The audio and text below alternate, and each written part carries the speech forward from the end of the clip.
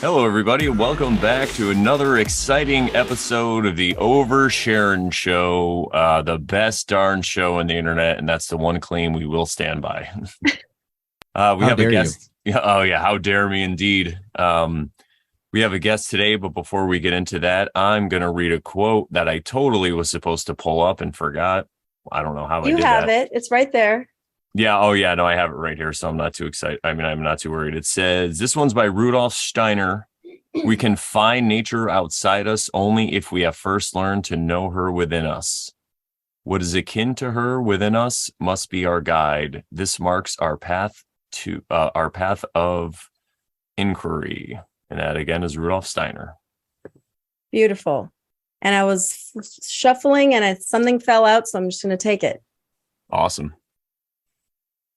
10 of Pentacles. I've never seen this one like in this deck. Oh, yeah. I like that. Well, that fits where I'm at right now. Yeah. Well, there we go.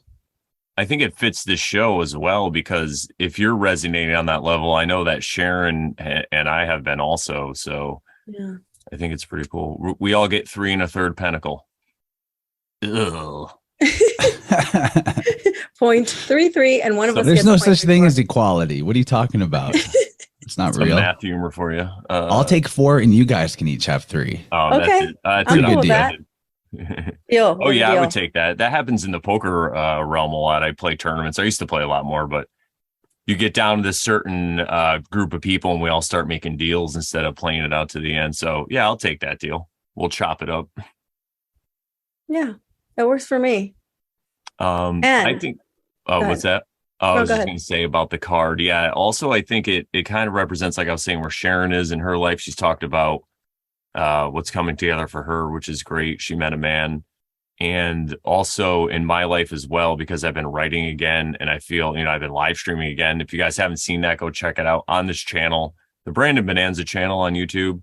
I've been live streaming with a lot of really fun people lately and been getting some good feedback. So check that out. So I feel like I'm doing that. And then I've seen what Chance is up to, and he already told us that he feels like he's up to that. So why don't you officially introduce him, by the way, Sharon? So this is Chance Garton, everybody. And I found him through some people. Well, actually, I knew about him through like Spoons, our friend Spoons, and through another friend, Carrie.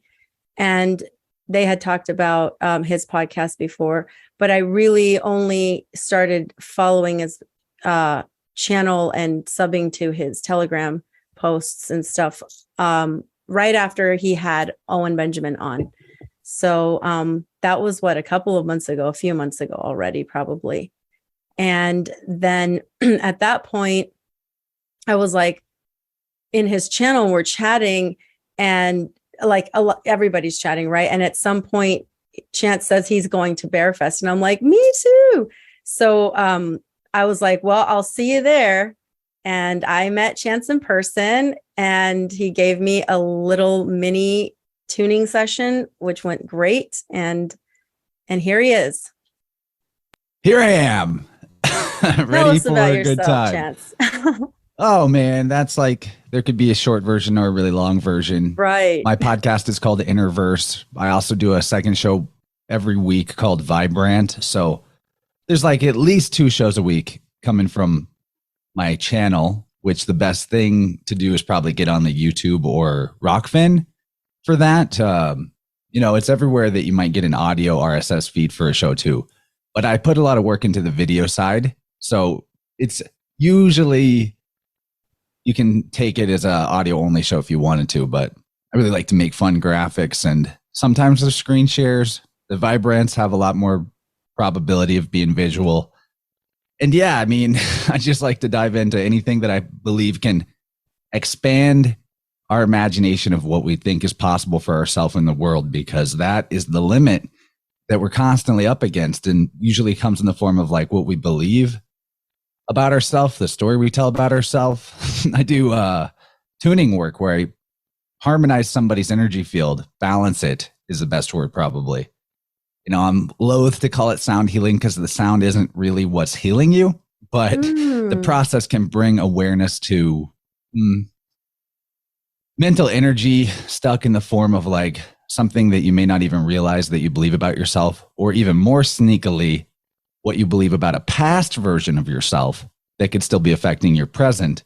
And yeah, we could talk about that some. I talk about that all the time. I'm kind of down to just get into whatever. I love that the 10 of discs came up. I'm in a place right now where in terms of, the coins, I'm doing great.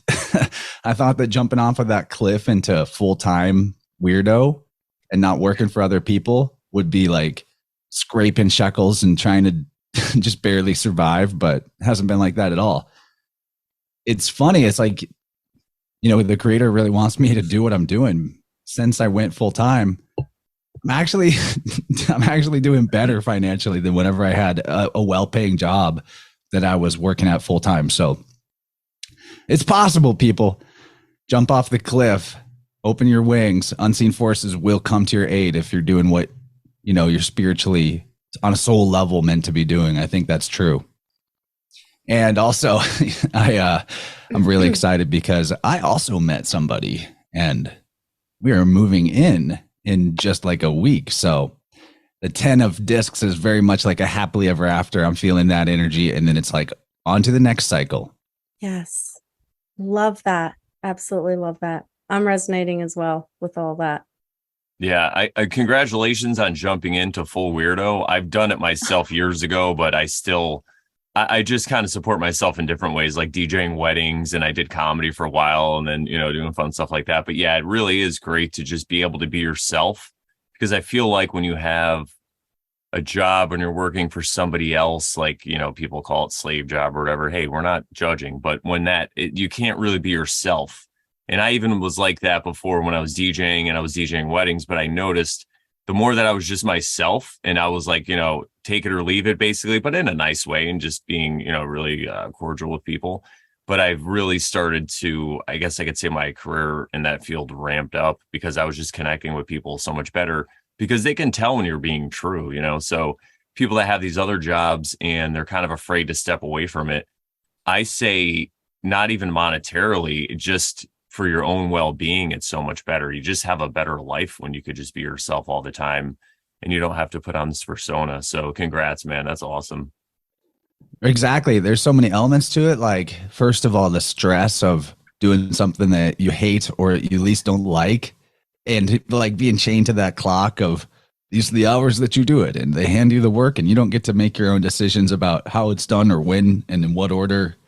All of that is affecting your body in a big way. And I'm not saying there aren't people that should work for other people, right? That's not the case. We're not all going to be interested in entrepreneurial work, but to find what it is we resonate with and be able to pursue that, it opens up the possibility of improving your health by reducing those stress levels. And your health is your wealth. Your currency is your energetic current. And so at that level of improvement, the external version of it, which is currency, will be a lot easier to attain. It's like, people, we got to get past this mindset of I'm going to grind it out and work really hard and save up a bunch of money and then later take care of myself, because all the wealth that you might build up doing that process, you're then just going to like lose on trying to fix yourself. You'll do a lot better if you focus on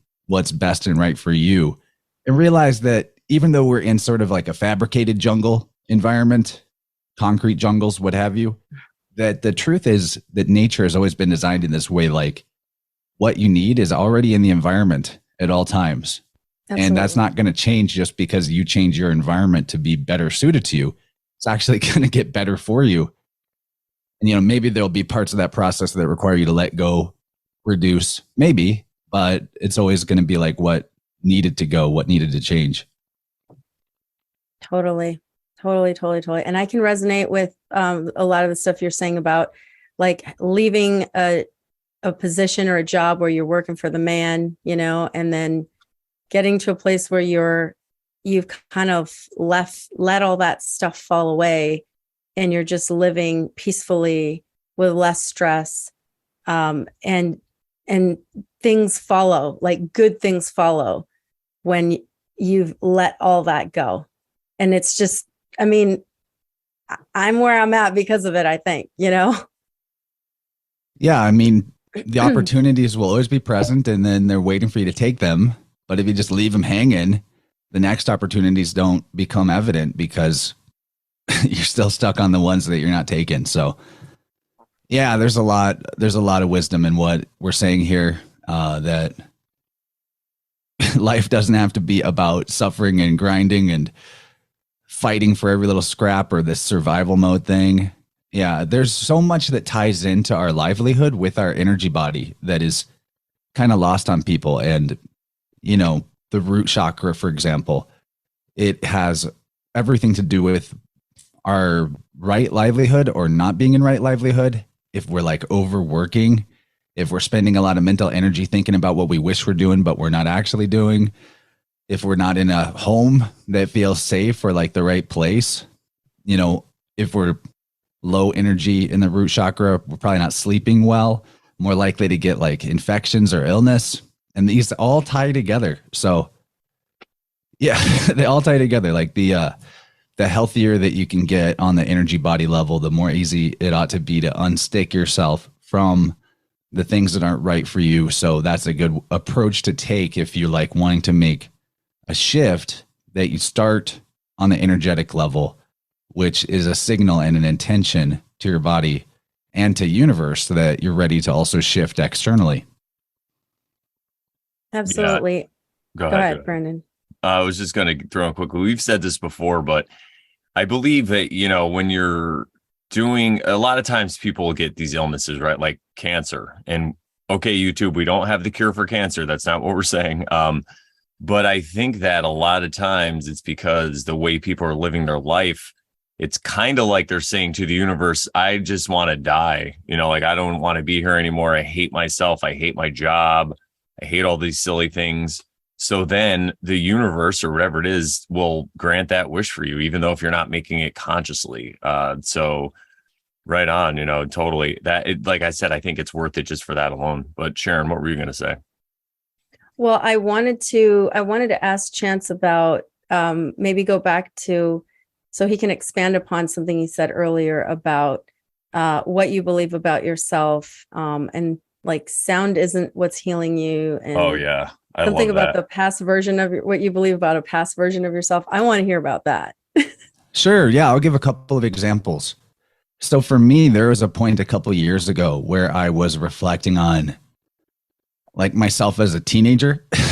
And so when I was like 16 and 17, maybe up to 18, I played in a band, played bass. I really loved it. My life was all about playing shows and playing music with my friends. For being so young, we actually progressed pretty far in that, like being a band thing, played a lot of shows, even created a record. Like we had some cool resources available to us. One of the band members, his stepdad is like a sound engineer. So we had a studio space that we could play with and somebody to master it. I mean, he still mixed it so that you couldn't even hear my bass guitar, but I guess that's par for the course for bass players. But anyway, I, at this point in my life, like I said, everything for me revolved around how much fun it was to do this and how much I loved it. And at a certain point, like the three of us went our separate ways. We all went to different colleges. So the band stopped being a band. And I got really depressed after that. Like I found myself in a toxic, super psychic vampire relationship. Not to blame it all on them. I was taking on the role of the victimized empath.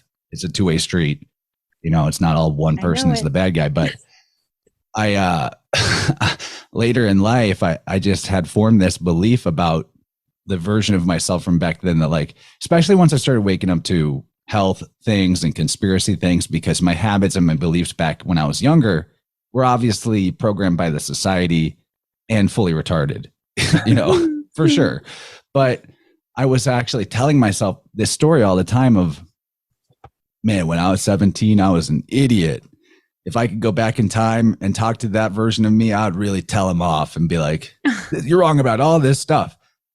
And I realized that, oh shit, I'm actually holding on to this belief about that version of me that he was stupid.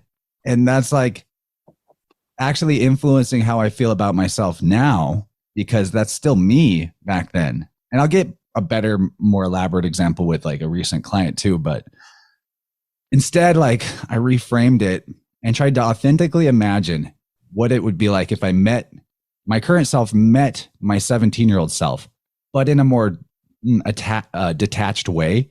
So where like, I didn't know it was the old me, but I was just meeting somebody who was a 17-year-old who was that version of me. Right. So then I realized like, actually, I would think that that kid was cool for like, I'd be like, wow, you're doing pretty awesome for that age. Like you're in a band, you know, like you're athletic, cool. Like, I would have been like, good job for a teenager. And so that was the new posture I took on to thinking about the old version of myself. And it gave me some really extra clarity too, when I realized that the reason that I was believing that that version of myself was so retarded and an idiot was because it was the only way that I could sort of, with like the mind is this pattern recognition thing. It just plays this game of recognized patterns. And so it takes whatever your emotional state is and then tries to come up with like, well, what's the pattern in life in the external that explains why I have this emotional state? And so for me, the emotional state after the band split up was like depression. You know, I really was not doing great. Playing video games 40 hours a week, got a 1.0 my freshman year in college. Wow. No job, like total, like gained a bunch of weight, was totally failing in a lot of ways. And what it turned out to be was that the only way that the pattern recognition could apply to the feelings I had after the band split up and I moved away to college was that I needed to believe the story of like, well, it's my fault that I lost all that stuff in my life that was most important to me, that I love so much. Must be something wrong with me if, you know, what was most important and precious to me is now gone. I must have done something wrong. My fault, you know. And so releasing that was a huge energy boost for me. It actually was like, you know, you can't say correlation is causation, but this, you know, it's probably not much more than a year ago that I had these insights. Actually, it wasn't a super long time ago. And it was very shortly after that that I found myself taking the steps to go solo, leave the old job. So I'm not saying it's a one-to-one causation, but like, I do know that whenever you forgive, for lack of better words, or reframe your perspective on a past version of yourself, you can free up a lot of energy. And I think that that was what helped me have the throughput to like take the next big steps. And, you know, you guys can riff on that. And then I'll tell you another example of a client I had this week that, in an even more hard to find on your own type of way, had a similar thing going on that made a huge difference when we figured it out. Brandon, do you have any? You go first, Sharon. Well, that's really interesting stuff, because I kind of have experienced similar things, like looking back at my younger self and reflecting on how I was, and maybe not even just a younger version of myself, but a more recent version of myself from like, 5 years ago, or, 8 years ago, or something like that. And recognizing that that's where I had to be at that time. And I had to experience those things at that time. Thinking about the 8-year relationship that I was in, that was pretty toxic. But the lessons that I learned, and just all the things that happened, I can't blame anybody, because it just was meant to happen that way for a reason, for me to experience what I did, so I could learn some things about myself and heal some wounds, and be able to get to the place I am now, where I was able to meet someone amazing and have this amazing connection with someone. All those things were necessary for me to be where I am.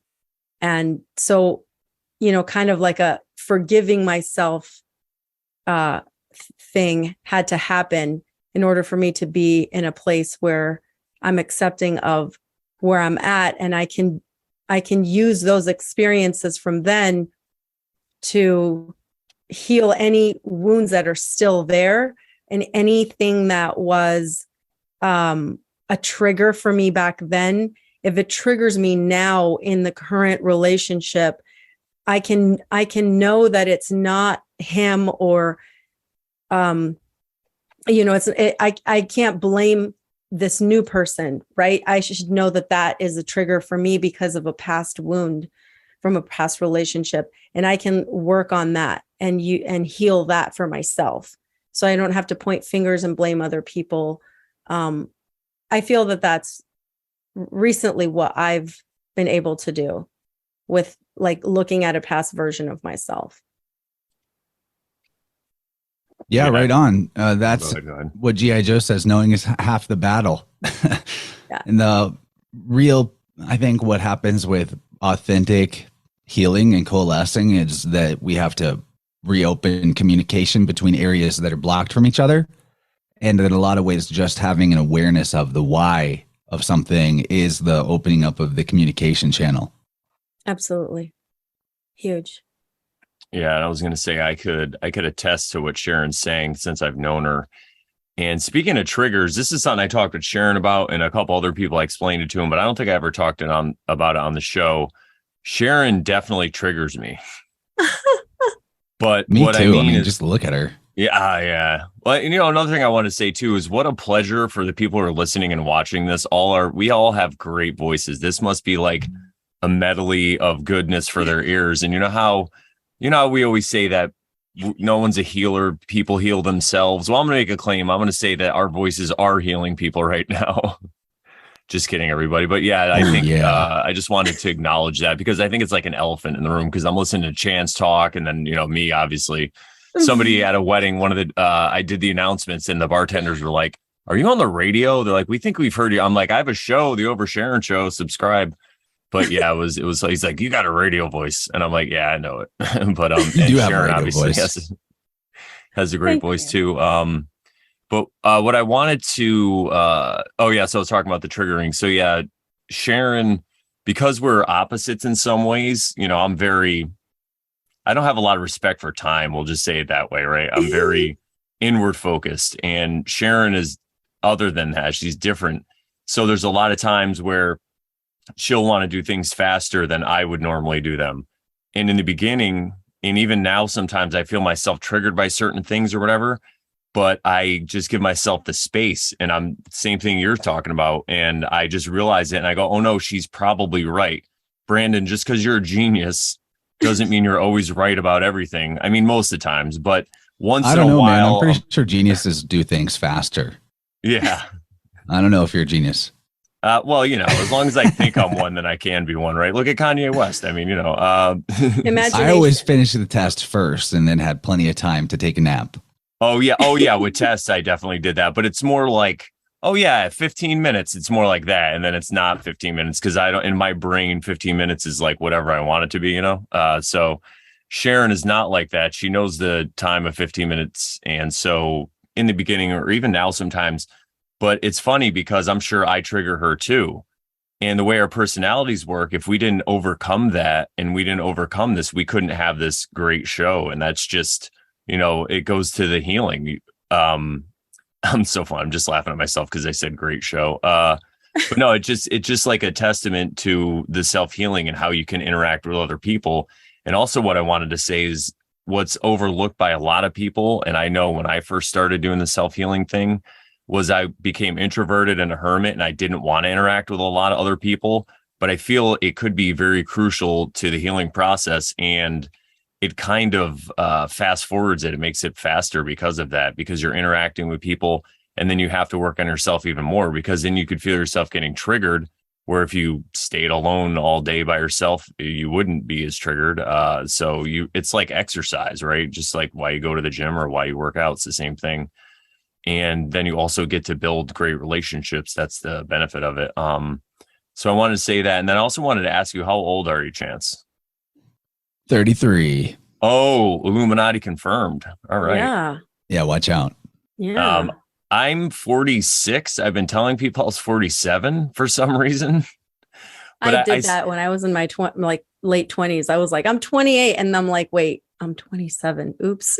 Yeah, because I said it to my father today when my niece we were hanging out, my little niece, and yeah, he was like 46, and I'm like 47. I'm like, wait a minute, and I was like, wait, it's 2022. I'm like, no, I'm only 46. But anyway, I don't even believe you. Yeah, yeah, that's what most people say. And I just are you like part elf? Yeah, looking at your ears, maybe he's Brandolph the Grey, like a pirate elf or something. Yeah, I'm kind of like a mix between an elf, a high elf from Valeria, or wait, not Valeria. I don't know, mix up all my things, but or like a wizard. I always say Brandolph the Grey. I don't dig it. Yeah, all right. And I think I'm aging backwards also, so I got a little Benjamin Button going on. It's cool. I mean, miracles happen. You just got. I'm a major Tolkienophile. Oh, awesome.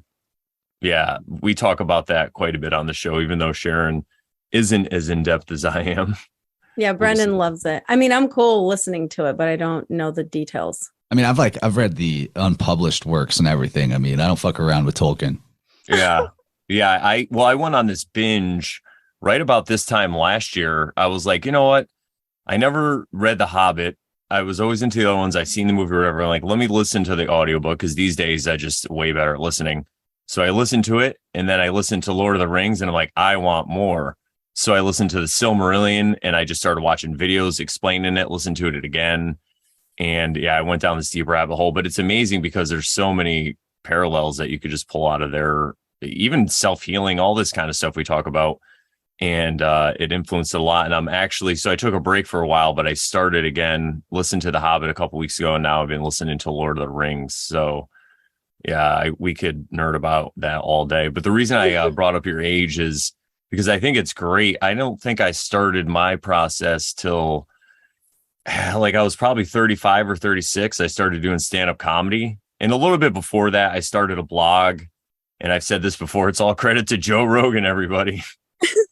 So people are what they are. I used to like Joe Rogan too. I admit, when I first started my show, it was way more Rogan adjacent than Bear adjacent, but I've learned. Oh yeah, well that's the good thing, and that's why I figured out the psyop of Rogan before I came across Owen talking about it, and I was like, yeah, this guy gets it. Yeah, exactly. I love that resonation of truth. You're just like, oh yeah, and I kind of fell away from Rogan in like 2016, I think it was. I started listening to Dave Smith, and then I had to be reminded that I hosted a show at a comedy club, and Dave Smith was the headliner, because once I found out who he was, I forgot. And then my friend who's a comedian, he's like, you idiot. He's like, you worship this guy now, and you opened up for him, or you hosted for him. But yeah, I got into Rogan in like 2012. And then at about the time, whenever he had Neil My Ass Tyson on, and he like backpedaled on his whole moon landing is fake thing, I was like, this fucking guy. How could you backpedal on this just because the expert told you? It blew my mind. Yeah, because it is so fake. It looks worse than anything I've ever seen in my life. I remember that, and there wasn't even, it's not like Neil even had a good argument. And I just remember thinking to myself, like, he's like, oh, just trust me, I'm the mystical African American teacher. Yeah, as he just drops the mic. Yeah, right. Gravity. When I was listening to that conversation, I could feel myself going, oh, this guy just wants to get along. Like Joe Rogan wants to just get along with Neil. Like he's just agreeing with him because of that. Like it's like he doesn't want to confront him. I could tell it wasn't because of the evidence that changed his mind. Didn't know the reason, but I have a feeling I do now. But then they put Neil on this show called Cosmos, where they just gave you all the Grabbler's so-called science. And I found that really hilarious because the original Cosmos was a Carl Sagan program, and Neil steals from Carl Sagan all the time without even saying where he got it. So it's like, I don't know. I think they're both lame at the end of the day, but yeah. I'll interject and say how I knew about Joe Rogan since I grew up under a rock. The only thing I knew about Joe Rogan was that he did Fear Factor. And then after that, I didn't know anything about him until Owen Benjamin talked shit about him. That's pretty good. That's me in a nutshell. Yeah. Well, you're not the target demographic. Yeah. I was right in there in the target demographic. I had a roommate who did jujitsu, and he's like, listen to this podcast, man. And I was like, what's a podcast? And now here I am. here we are. Yeah. One thing led to another. So I'm grateful for that in the sense that I put in a lot of hours of listening to Joe and his cadre before I found more interesting things, which I consider them and like Bill Hicks at prisonplanet.com to be, I'm sorry, they call him Alex now. Their whole thing is like the cul-de-sac before the gold mine, which is where they give you truthful information mixed in with bullshit. Kind of like you got to put cheese on the mousetrap, right? And then they take you a certain distance that you could have gotten on your own, but then they make so much content that you just keep circling in a loop and never going past a certain point. And, you would never even have time to research things for yourself if you wanted to listen to everything they did. And it's a pretty common trick. It's exactly what Owen does. Just keep people only on his stuff, keep them away from the real truth about, I'm just kidding. Owen's cool. The real truth about those J's. Owen doesn't present his stuff like you got to listen to all of it. Yeah. And he shares a lot of other stuff, even stuff he doesn't totally agree with. That's what I like about him, because he'll just watch somebody or talk about him or promote him, even if he doesn't agree totally with him. And we talk about that on the show all the time. We're like, you have to find common ground. You have to prioritize what you like in people or what you are resonate with them. And it's more about, hey, do you live according to the golden rule or God's law or natural law, or however you want to phrase it? Is that how you're living? Great. We could be friends. Do you think we live on a spinning ball? Well, we could joke around about that. Who cares? You think it's flat or simulation, or is it a realm? But, all those are just interesting conversations, but I'm not going to argue with somebody if they're, as long as they're accordance with natural law. I don't care if they believe it's a frog that they worship in the sky. It's like, good for you, man.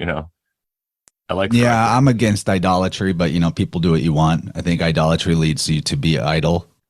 Oh yeah. But right, what was I going to say? Let me tell this story real quick about the other client that I had in the bank, and then we can get into other stuff. But the tuning process that I do, in a nutshell, is sweeping a fork through somebody's energy field and then detecting disturbances in the field that give me specific information about what it is based on where it is. And I've gone in depth about this in many shows. So if you have specific questions, I'm happy to answer them. But like this recent client, it's just over a few days ago on Saturday, we found a lot of issues that ended up connecting to this time of about 1 year old. So that's before you can even remember, and there were it was a complex of issues and energetically, but whenever I hit the core of it, like the original point of it, it just flew into my mind of like, oh, okay. There was a point at this age as a baby where you had this strong feeling of like, I want to be with my mom. Where's my mom? Which is a very normal baby thought process, right? And I bring this up, and she was like, well, I realized when you said that, my mom had postpartum depression, according to my mom and dad, when I was born. And as an infant, I spent most of my time being cared for by my dad because mom was too depressed. And I was like, well, there it is. Because the complex of issues were like left side of the body energy problems, and the left side is the feminine side, the mother side, the receptive side. And like overall, her desire was to shift from being like an over giver to a self-sacrificial point to being able to receive as much as she gives and improve some confidence and self-empowerment issues too. And when we got to this root thing of like, when you were 1 year old, you were wishing that your mom was there and wanting to receive nurturing from her. This is what baby's mind has to do. Whenever mom's not there providing the nurture, baby mind has to say, well, it must be my fault. Must be something wrong with me that I don't deserve it and that I need to try extra hard to give so that I deserve more or whatever, being really general about it. And when we found that core issue, it unlocked the whole rest of the energy field on the left side to allow more receptivity and hopefully, even in this person's case, maybe like help them be more fertile for having children, which I think was the goal too. So there's innumerable things that can be the result and the benefit of finding old beliefs about yourself that you set so long ago, maybe even before you were forming memories, that you don't remember that you put that belief in about yourself and left it. Very, very cool stuff. Yeah. I need you to do that for me. I need to book a session with you. Yeah, it only takes like an hour. Well, it takes a little more than an hour because we got to talk before and after, but that's how long a session in the actual sound will last. And usually, unless we're like having to do a lot of deep renovation on the foundations, usually we can get the whole energy body open and balanced in an hour. There are exceptions. I can't make a promise, but it's probably like 75% of the time we can clear up everything major that's going on. And in the cases where we can't, a second or at most third session within a few weeks can definitely have everything humming and buzzing in a harmonious way. Love it.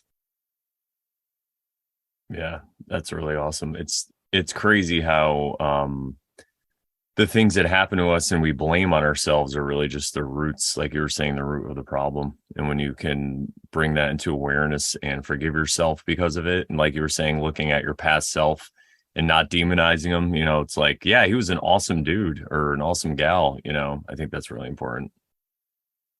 Yeah, to see the good in that version of you is key, because no matter what point of your life, you're going to have flaws, but like it's dishonest to just focus on that and be like, that's all that you were, or that's all that I am. Yeah, absolutely. Yeah. And at the end of the day, the key to any form of advancing in life is to find how you're lying to yourself and stop lying to yourself. Right? Huge. Yeah. And another thing I tell people a lot is to congratulate yourself when you get on this journey. You know, it's like, take a little time, step back, and, you know, maybe even do something for yourself, go out to eat something, buy something, you know, just celebrate it in a way that you're like, hey, I'm now working on healing. You know, most people in this realm probably aren't doing that. It's not a judgment or whatever, but it's just a fact. So if you are doing it and you're doing it in a conscious way, you know, give yourself a pat on the back at least and celebrate the past you, because if it wasn't for that person walking that road, you know, you were always walking on your path. You had to go through all that stuff you went through in order to get here, to have that insight to the world, really, into how it works and stuff like that, and to just heal yourself. Sharon and I talk about this a lot. Your former issues that you thought you had, or addictions, or whatever it was, or your terrible behavior, when you heal yourself, it becomes like a superpower, because you still have that point of view, and now you can understand it, how it works, and then you can help other people because of it too. So yeah, and lifting yourself out of judgment and recrimination is key, because even with the addictive behaviors, if you reframe it in your mind to see, well, what was I getting out of it? You know, like all forms of victim mentality, there's a profitability to it, and that's what makes it enticing. And if you can see what you're getting out of it and realize, like, okay, I was using it to cope with this, or I am using it to cope with this, it can help you, because you can realize, oh, I don't really need it for that anymore. So it might help you put it aside. And then with the idea of being on the path of healing, or however you want to put it, there's also a potential pitfall in the idea of, like, at the end of the day, what we want is to actually be whole, not to be always in the process of like fixing. I'm broken, I'm fixing it, I'm working on it.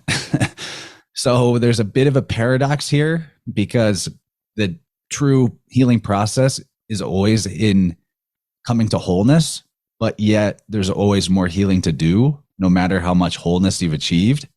So like, how do you reconcile that? So I would advise to keep your mental posture in the realm of wholeness. And then when you're thinking about healing, even detach from that idea a little bit and decide, like, well, there's always improvement to be had. I can always further optimize. So in that sense, like, I'm continuing the path of healing, even though I recognize my wholeness, and that my wholeness is what heals.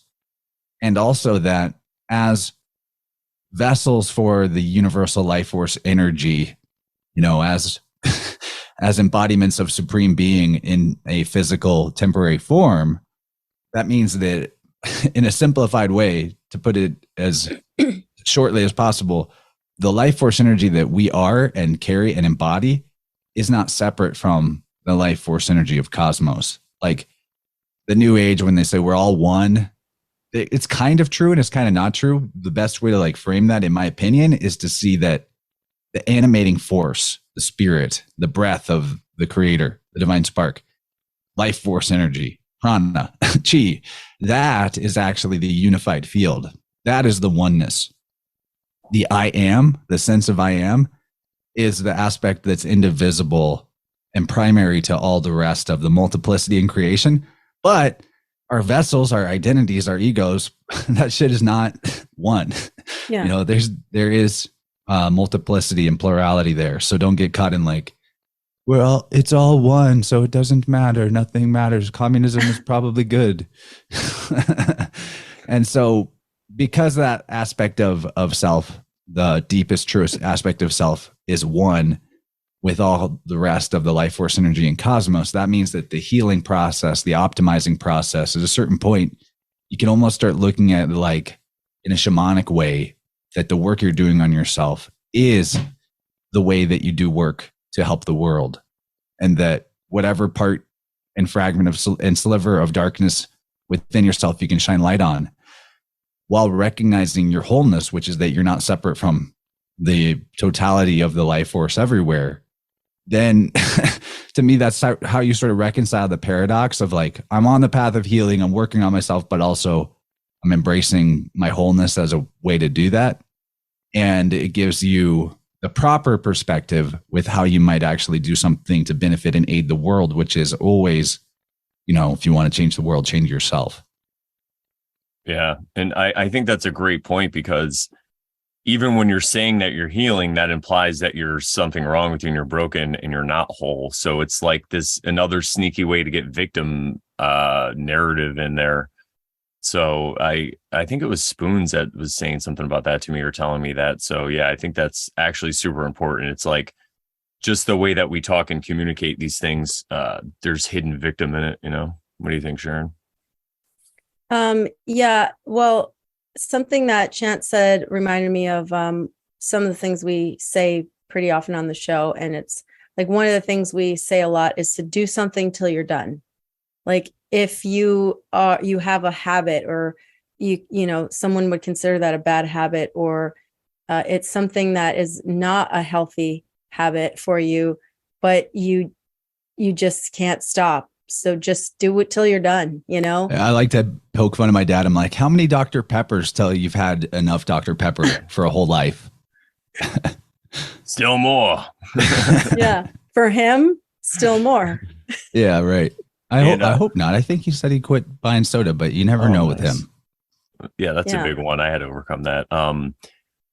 What was I going to say? Something else that you said. Oh, yeah. When you were talking about how you were explaining getting over like what the New Agers say, we're all one, man. A way that I heard it put that was great was, it's kind of like you are a character in a story that's written by Tolkien, for example. You might be Frodo or you might be Gandalf, but you're not Tolkien himself. You're just an aspect of him. And it talks about that a little bit in the Kabbalion, with the way the universe is mental, all is mind, where we exist in the mind of the all, and we're just an aspect in that same way, but we're not the whole. We can't claim to be Tolkien, you know? Yeah. And what is the mind? You can't have it without the sense of I am and self, right? So that's what I mean when I say it's very much a Hermetic reflection of the Hermetic principle, but I just expand it to be that rather than calling it mind, I call it life force, you know, but yeah, it's kind of the same thing. It's the animating spirit. And yeah, I love that you're into Tolkien. I actually, if you like audiobooks, I narrate audiobooks if you might want to listen to some of those. Yeah. Are you running a commercial in on us? What are you doing? No, I'm just kidding. Actually, where can people find you? Say it now while we're still in the first hour of this. Not that, I mean, we keep it all together, but yeah, how can people find your work? So the best thing is probably just on any episode of my show to go into the description and look for the bottom part, the support links. But I've got 2 audiobooks right now, and I'm working on the third, pretty close to being done with it. The ones that I'm like, I like both of them, don't get me wrong, but the ones that I think have the most like bang for your buck value are the Spirit World series by Dylan Sakosio. Have you heard of his work? Yes, I actually have all those books, and Good. I'm trying to slowly get through them. But yeah, they're not that hard. No, it's not that. It's just that kidding. I'm like, I'm always like, I have so many things open at once is the problem, and so I need to go back into my Audible and press play. Is all I need to do.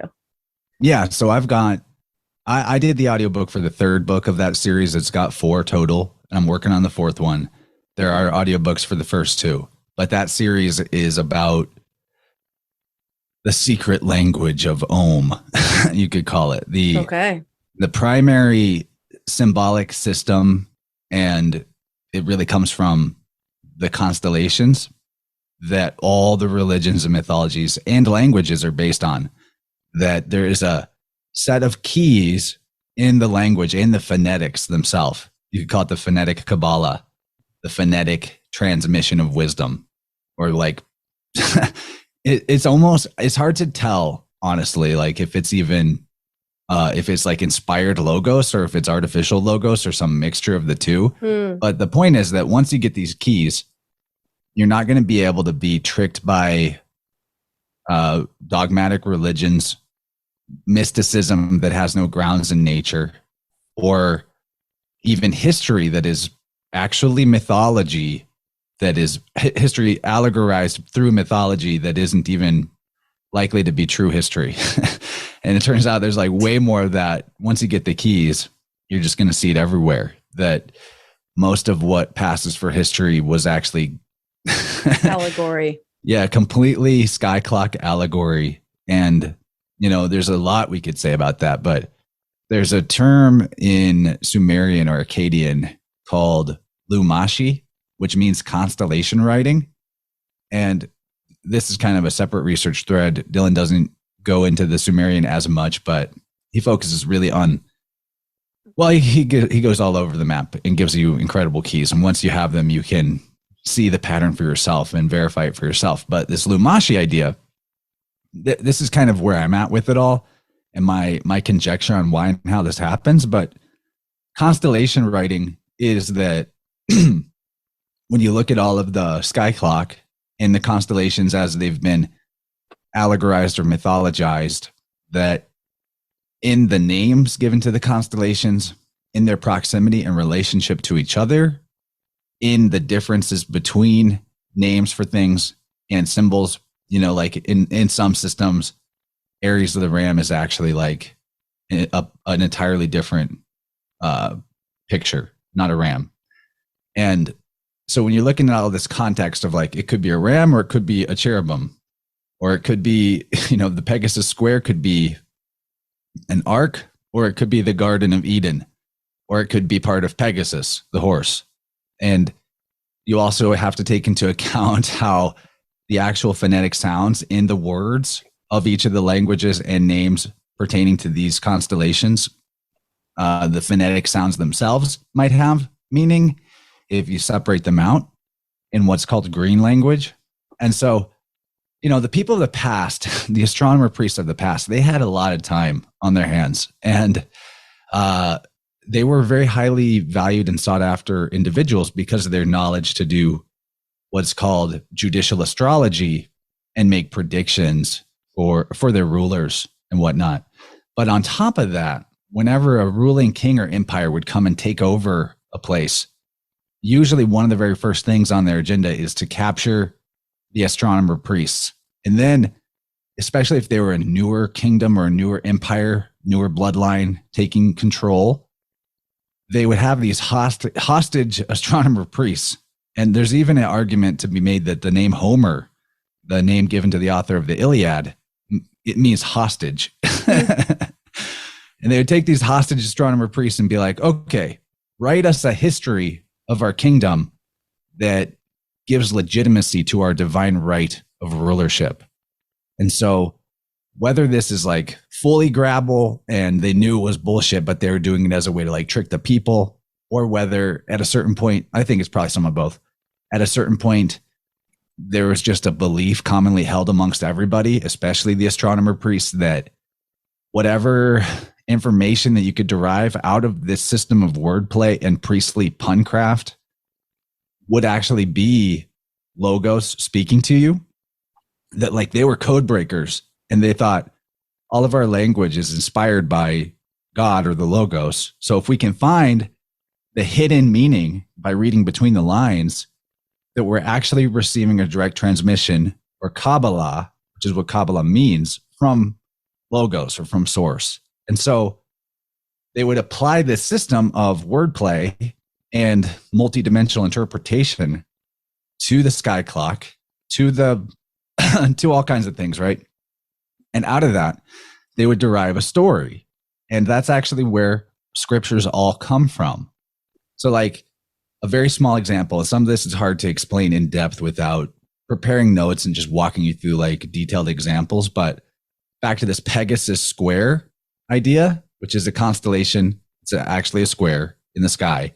It's in the winter half of the zodiac, the water half, the deluge side, the waters, the chaos, the primordial waters.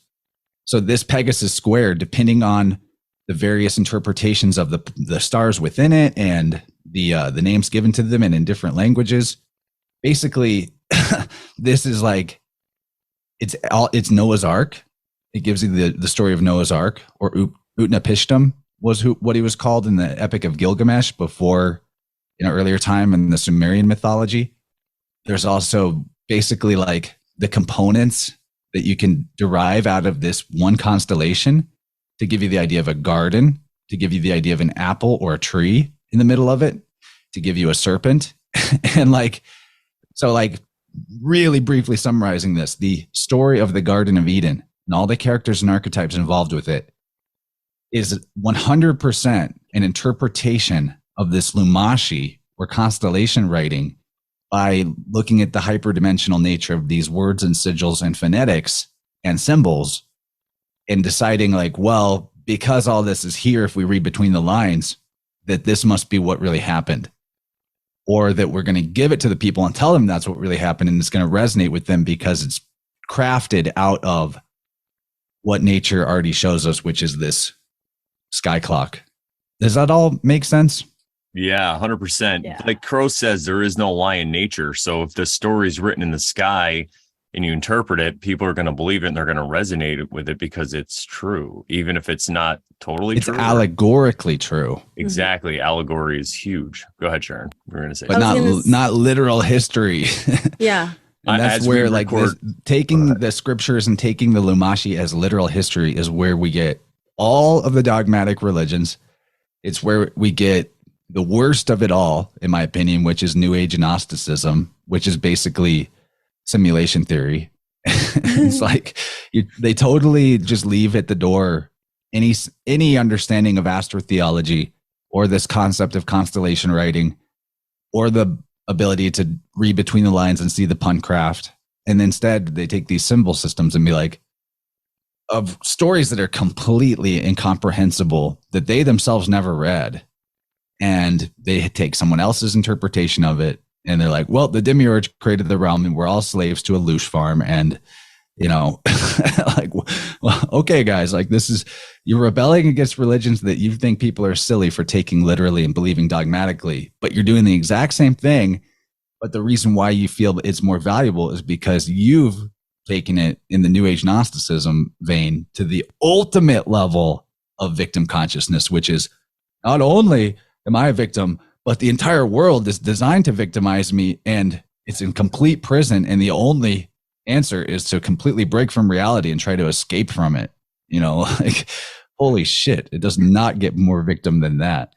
Oh my 100%. Gosh, that's hilarious. 100%. And I'll just say quickly. And there's just so much in the so-called truth movement that supports this idea. People believe this idea.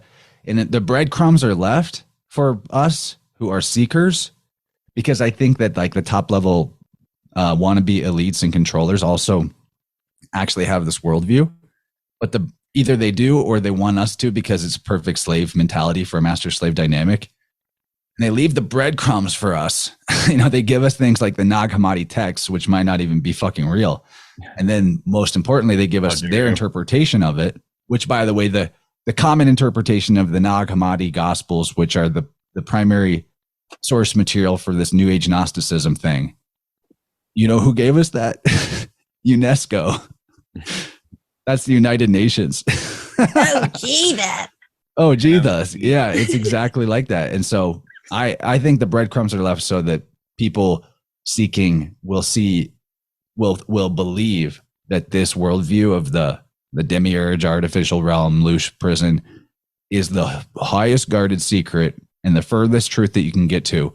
And then once you believe that about it, it's like really hard to break the spell, because you're like, I worked hard to get to this level of understanding. I had to do years of research, and now I get it. We're fucking slaves to the demiurge, bro. Yeah, exactly. It's nothing more than materialism. If you believe in simulation theory, we cover that a lot on here, talk about spiritual realms. And I would just say it reminds me of a quote we say a lot by Ram Dass, which is, every method is a trap. But I will further go on to say that every method is a trap that's baited with truth. So they have that truth to pull you in, but then they're just going to get you at some form of materialism to keep you in a slave mindset. You know, it's crazy. Well, Ram Dass, not that everything he ever said was shitty, but like, he is exactly the same worldview, except instead of New Age Gnosticism, he's approaching it from one of the oldest versions of it, which is Hinduism and Buddhism, which are the same thing, actually. Oh, yeah. And it's the doctrine of emanations. It's the Kabbalah, all of it meant to be allegory, being taken literally. You go to India, most gurus that you might ever train under are telling you that the only way to find truth is to eliminate all ego. And you're like, well, what does that mean? It means any realm that you can perceive, any level that you reach, in any physical or spiritual experience where there is any such thing as experience, then you're still in the trap. You're still in the Maya. You're still in the illusion. So what they're like actually pushing you towards ideologically and belief system wise is oblivion, seeking oblivion, non-experience, non-existence, which, by the way, the hilarious part of that is that it doesn't exist. Yeah. Like, just follow me here. Non-existence does not exist. Duh. You can't even, but it's like this ultimate feminization, and it's in super old cult. It's ultra feminization in the sense that it's like, please return me to the womb. Please create me an artificial womb. Please give me a metaverse. Give me an escape from reality. Put me back into the pure safety, comfort, and nurturing of non-existence and pre-birth.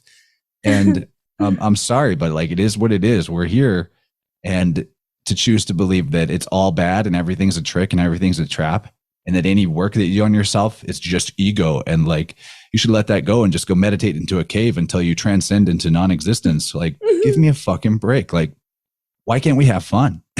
Yeah. Why can't we just like put all that aside and realize that as vessels of the creative force and the divine spark, that the very nature of the dynamic of our experience here is what we make it.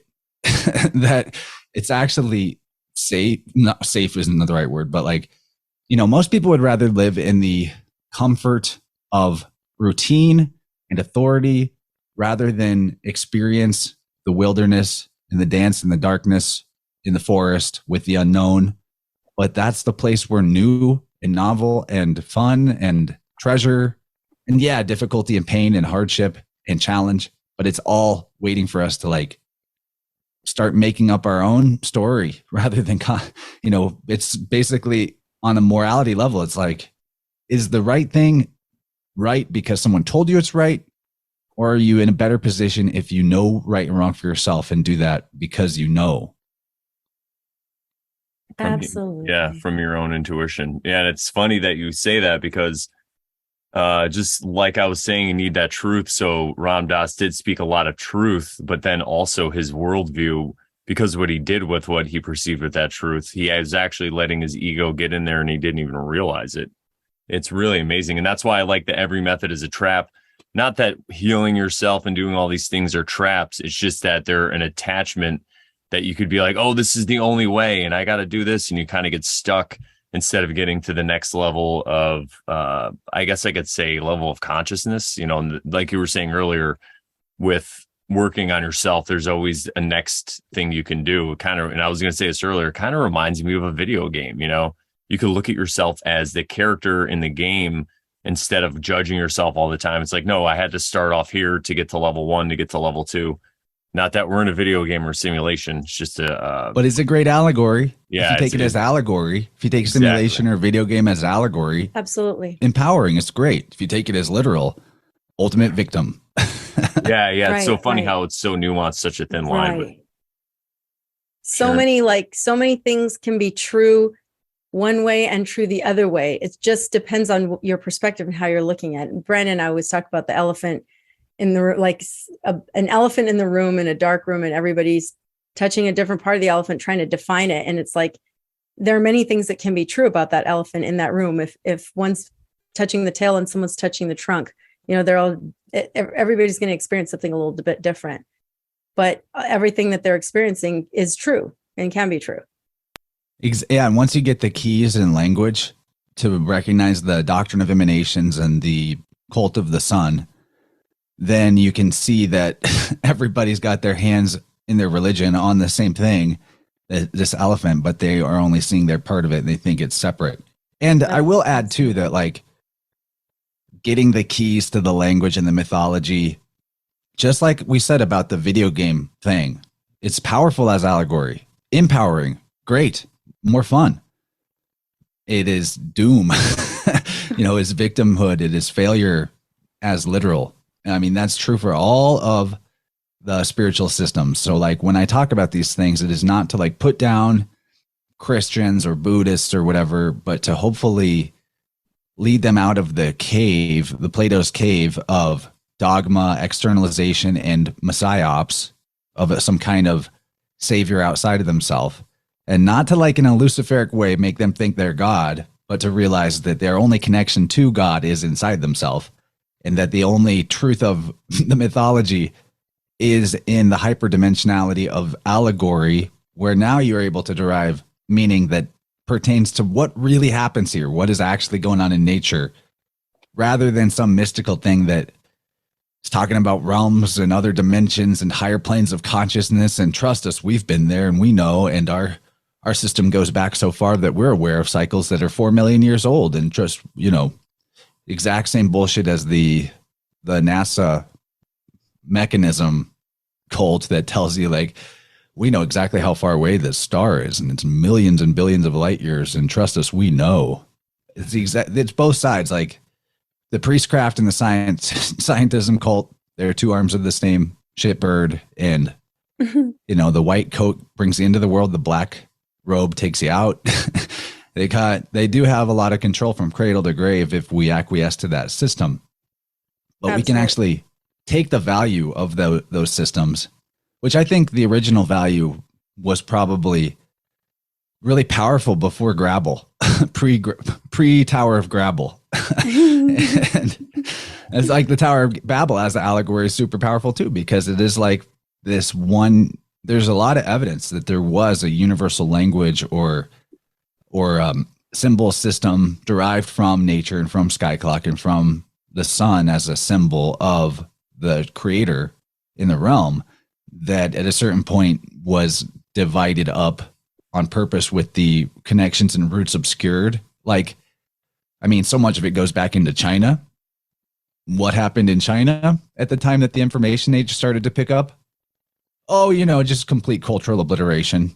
Wouldn't want to be able to see that their system actually proves that the whole Vatican unum sanctum rule of all is completely contrived and man-made and has no divine authority, because they're basing their entire system off of something older.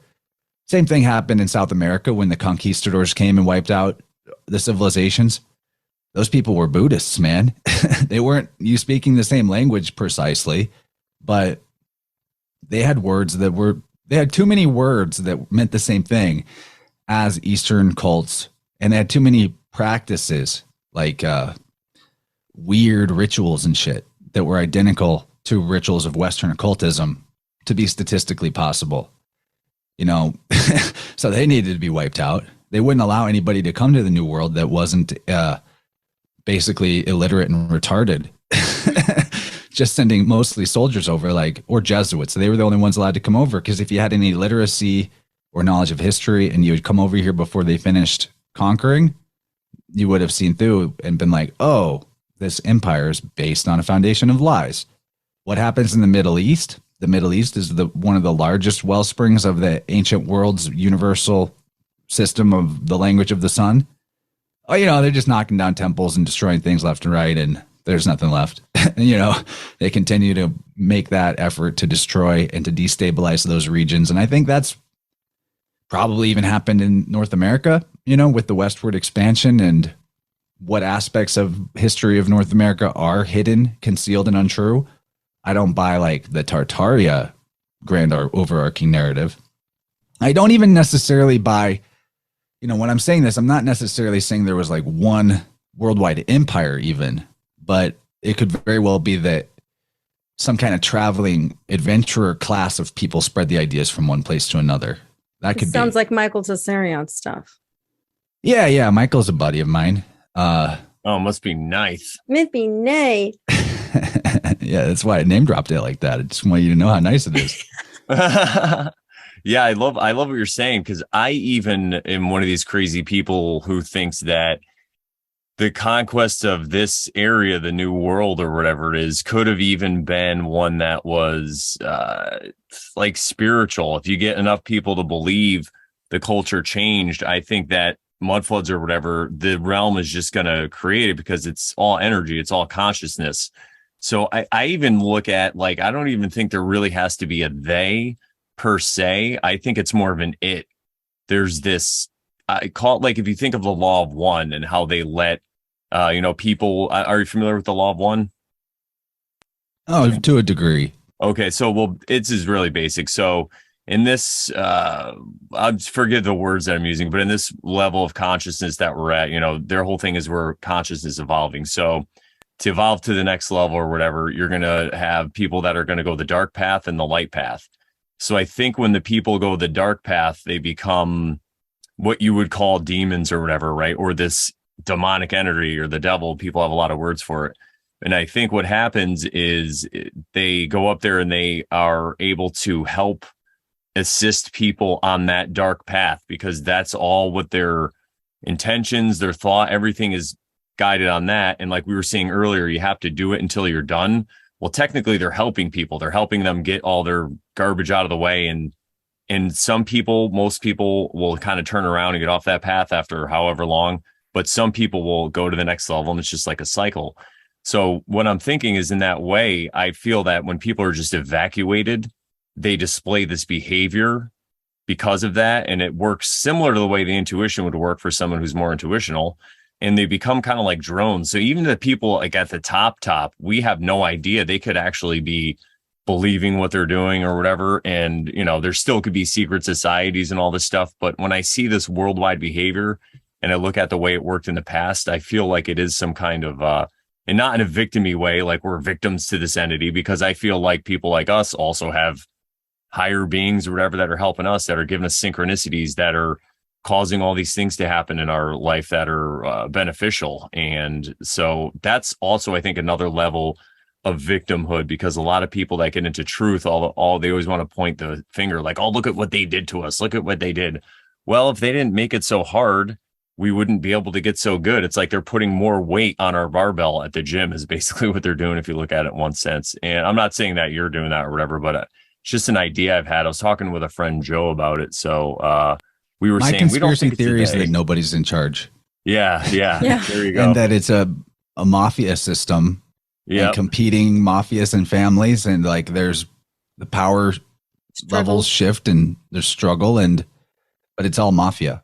Yeah, we're definitely on like, the even same think about the Vatican, that, right? They're the Vatican started the idea of Christians. The word Christian is a corruption from the Greek word Christus, which is like CHRES rather than Chris with an I. And there's a misconception about that, because Christos with the I is more like an idea of the MSH or the Mem Shin He in Hebrew, which is Moses or Messiah. A lot of words derive from that. And Christus with the Eta sound, the Eta Greek letter, as opposed to the iota, which was the I, gives you a word meaning good. So And it's like foundational in the early church writings and the works that Christianity derived from, that they were actually calling that group the Christians, which means good fellas. Good, they're the good men, Christianoi or Christiani, as opposed to Christ. And that's hilarious to me, because what do they call the Italian mob to this day? And in the movies, they're the good fellas. Yeah, it's right. It's right in your plain sight. It's right in plain sight, how they say, whatever they say, hidden in plain sight, but it's not even hidden. It's just, it's just there. It's just pranks, dude. Yeah, it's all pranks. That's why I love it. And I feel like it's just like Loki. It's the trickster, and that exists within as well. We talk about all these divination tools and stuff, and like the tarot, for example. And it's an extension of self-deception. Like the fractal is built from the bottom up, not from the top down. Exactly. And it's there to play with your, I guess you could say, ego or whatever it is. Whenever you're not in touch, I guess, with your intuition, it kind of will knock you down a peg or smack you or whatever it is, however words you want to use it. But it's just a force of nature, really, at the end of the day, too. I mean, it's incredible. Yeah, man. Where do you guys want to go from here? I love all the things I've got to talk about so far. Love it. If you have more, hold those thoughts. I just have a couple of questions for you. How do you spell Lumashi? Or what you were saying was... Well, it'd be a transliteration of a Sumerian word. Oh. And I don't think you're going to find... Okay. I don't think you're going to find it in a Google search. Okay. But I learned this term from a scholar named John McHugh. And I'm trying to remember the name of his book. It's the Celestial Code of Scripture, the astral cipher underlying the miracle stories of the Bible and Quran. So the astral cipher he's talking about is Lumashi, constellation writing. And I'm not far in this book at all yet, but it's like awesome to have discovered, because it really aligns with the work that Dylan does that I'm sort of collaborating with. I mean, in the sense of producing his audiobooks and sending him all the connections and ideas that I see all the time since I got the keys. So that would be the book, John McHugh, The Celestial Code of Scripture. That's MCHUGH. MCHUGH. Okay. Yeah. Okay. Have you heard of Stan Tenen and his work with language and stuff like that? I recognize the name.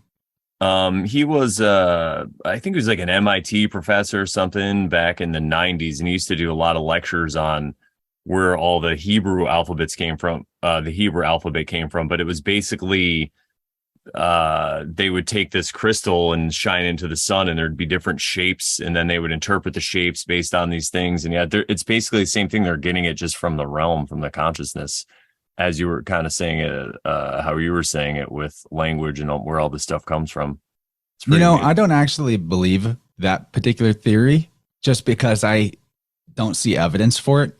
But that's not to poo-poo the idea, because ultimately we don't know. But I'm really enjoying the work of Godfrey Higgins right now, who is a early 1800s researcher. I always like to point out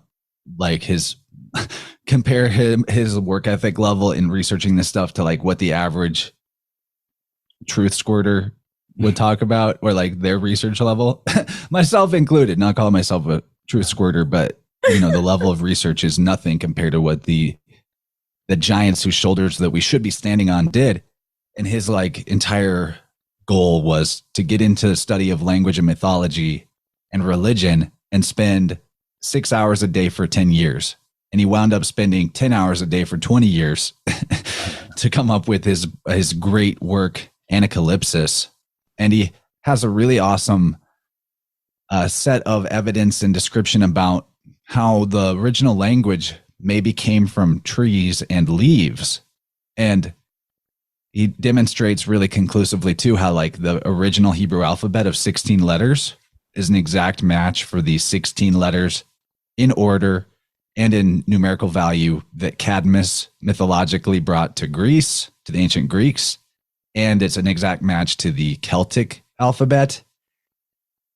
I think there's another couple of alphabets in there too, where the same exact alphabet of the original 16 letters is a match, and also a match for like what trees they represent, each letter representing a tree. So he has this theory about that maybe the first system of letters, other than being numerical, which that's a whole nother aspect too, to like get into and explain why language is numerical, why alphabets are alphanumeric, how that came about, and like, you know, the probability that the numbers came before the letters in terms of a system. But that he's putting forward this idea back then that the different trees that were available in the environment already had names. You know, there's a spoken language before a written language, of course, and that as they came up with letters, they would do this, their original writing would be like the actual leaves from the tree, and each different tree has a different shape of leaf. Wow. And that leaf would be a letter, and the letter would be named after the tree that it came from. And they, you know, he would just lay those out and organize that. And you're reading green language, which is still called today, whenever you can interpret the hidden meaning in language in a right-brained way and not just a left-brained way. And there's a lot of interesting syncs to give you, you know, clues that maybe this is the case and maybe this is true. For example, that, oops, just raised my desk up. For example, that leaves in a book, right? They call the sheets of paper in a book leaves. And you know, there's like a lot of gods named after trees, or that Odin, for example, hung from the holm oak to get the secret of the runes, which are letters. And Bacchus was called Liber, and that means both book and free. Right. So there's a lot to it, but I personally think that that's a very plausible, incredible theory for the origin of alphabets that works more for me than shining light through a crystal. And like, because at the point where you're like working with crystals that are that advanced, and you know, I feel like you probably already had a language. You know, you probably came up with something that was a lot more simple and readily available in the environment, just on a common sense, logical flow. Not to poo-poo that idea. It's an interesting idea, and maybe there's some truth to it, but that's I like my origin of language or origin of alphabets idea. I like we said about the trees, because it's the same thing with the Druids. They were strongly connected with trees. And from the way that I see it, I love what you said, because it fits into my worldview, and the fact that the language is just part of this realm. So maybe they could get a crystal to do the same thing, and it's just a pattern that we don't exactly see because we're part of it, something like that. But I love that. I think I've heard you talk about that before too, with the leaf and the Liber and all that stuff. Yeah, that's amazing. And it's crazy because, again, coming back to Tolkien, he was obsessed with trees. Ents. Yeah, Ents too. And he wrote about it, but even in his own life, he was like always writing about trees and talking about the trees outside and all that stuff. Yeah, so coming back. Yeah, even in I'm trying to remember who said this. I could look it up, but I think it was like a rabbi, ancient Chaldean rabbi. Can't remember the name, but said that this is something I learned from Dylan's fourth book, A God's Acre for Winds of the Soul, but that the tree in the Garden of Eden, the leaves were letters. So like, why? To me, also tree bark is called Liber in Latin, the bark, right? And so there's that too. There's a lot of possibilities there, but makes more sense to me than anything else. The tree leaves theory. You know, we have the tree of life of Kabbalism, and the world tree of Norse mythology, and again Odin on the tree, hanging on the tree. Yeah, no, I love all that stuff. And Sharon and I have this interesting idea we could share with you really quick, because it falls in line with this. But we were talking about the Tower of Babel, and we were earlier, but Sharon and I have this idea that maybe that's the birth of speech. Like before that, people spoke in a way that you could describe as telepathic, but it's not what we've been told on TV, where I just like, get me a sandwich, you know, and you can hear. It's more of you're in touch with your own inner knowing and feeling. And if people are in touch with theirs, then you could share ideas or feelings with them in that way. And then maybe this split, whatever the Tower of Babel moment was, it was trying to represent when humans actually started to talk. Not that talking is a bad thing. We're not trying to slaughter that sacred cow, but it could be possible that that's how humans, maybe the consciousness was different or whatever, but that's how they communicated. So we always would talk about that. Sharon, did you have anything you wanted to say too? I mean, no, yeah, we do. We have just speculated on, could it be that, there was a point in time when we did speak to each other telepathically. And like you said, I see it more kind of like, and I know this is kind of a stretch, but like when somebody does Reiki on someone else, they're sending energy, right? They're moving energy, sending energy, whatever you want to call it. We can, if that's okay with Martin from Rockfin, right? we have those abilities clearly. So what if what we did before was more along those lines, where we could do that with each other, and we had those abilities to know that that was what we were doing, and we could communicate with each other in that way. So like today, people are learning Reiki because maybe it's a lost art, a lost ability. And so some people know how to do that. Some people know how to work with that energy. And the people who receive it, perhaps maybe they don't know, but all they do is they feel the repercussions or the benefits of a Reiki session, right? But they're not aware of how it works or anything. But let's say that they did and the other person did too. I mean, could it be that that's telepathy? That is a form of telepathy. Well, yeah. I mean, I do tuning sessions for people remotely. Yeah. Like even the fact that works can give a person the experiential knowledge that distance and separation are mental and conceptual, not actual. Yeah.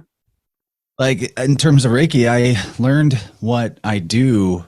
Like part of the path to becoming a biofield tuner was earlier in life practicing Reiki, just as like an innate skill that unlocked in me as I played with crystals and worked on my personal energy field with Qigong.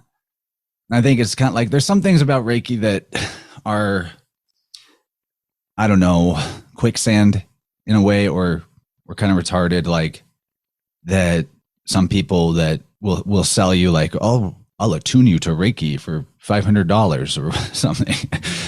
You're already attuned. You are a vessel for life force energy, but also not to like pick apart your words, but we also do better if we're not imagining that we're sending them our energy, but rather that we're a conduit for intention and for, their right. energy. And I'm not using the right terminology because I don't know much about Reiki myself. So I'm just, but that's where it's often described that way, as like, right. You're magically sending them energy and like my powers are healing you.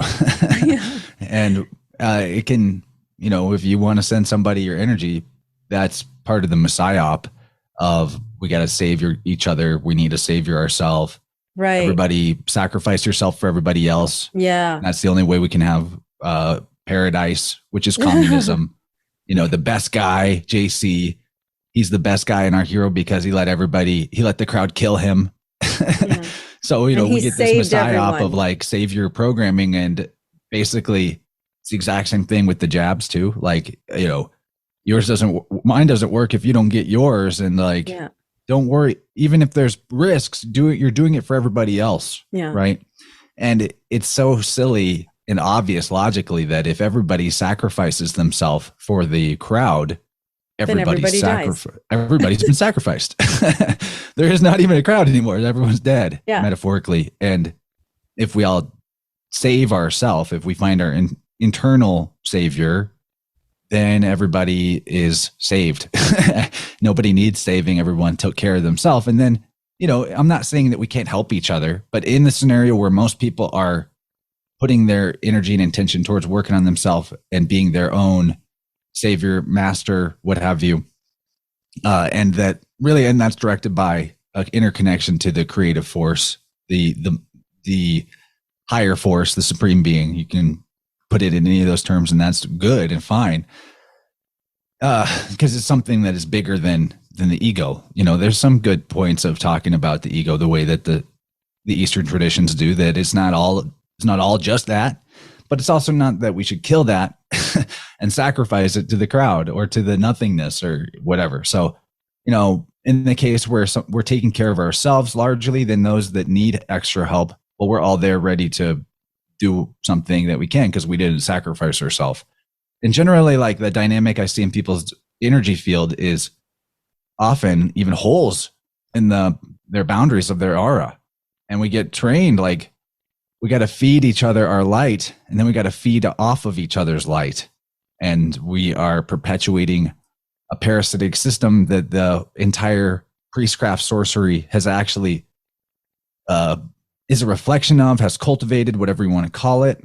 That it's a cult of middlemen and mediators. You know, first it's the robed guy between you and God. Then it's the white lab coat between you and knowledge, or between you and health. And then it's the suit and tie between you and authority, you know, and self-determination. And it's across the board. It's the guy at the shop between you and the thing that you need. And, you know, he's charging you the premium. I'm not saying to get rid of commerce or capitalism, but, like, you know, when you look at the system as a whole that we're in, it's all predicated on there being somebody between us and the source of what it is that we're after or we need, from food to knowledge to, you know, across the board. And what we need is to recognize where that is becoming vampiric, or has been vampiric forever. And that to abrogate that system, first we have to nullify the claims of those who set it up and put themselves at the top of the hierarchy. And those claims come all the way back from this Lumashi thing I'm talking about, of kings and empires founding their authority on the belief of a historical character who was actually mythology. Like, the Vatican's whole claim to all the souls on the realm is predicated on an allegory in the Bible. Peter, the rock upon which I will build my church. Peter means fucking rock. Yeah. It's a metaphor. Petra, you know, it's not. Anyway, they have to have this historical Christ to be the office that the Pope fills. You know, he inherits it. He's the CEO of Christ Corp. And literally the papacy is a CEO. The papacy is a corporation. And this is not an attack on Christians, but I hope to expand their mindset so that they don't need to argue and squabble and grapple over, like, well, the Bible is obviously history, but you're reading it wrong, and it actually means this. And why don't we let all that go and realize that in alchemy, the Mercury, which is our Christ, our Mercury, our Hermes, our Odin, our Buddha, our Bacchus, all these characters are alchemical Mercury. The Mercury is a solvent, which is the same root as salve, which is a healer, or a salvator, salvation. Mm-hmm.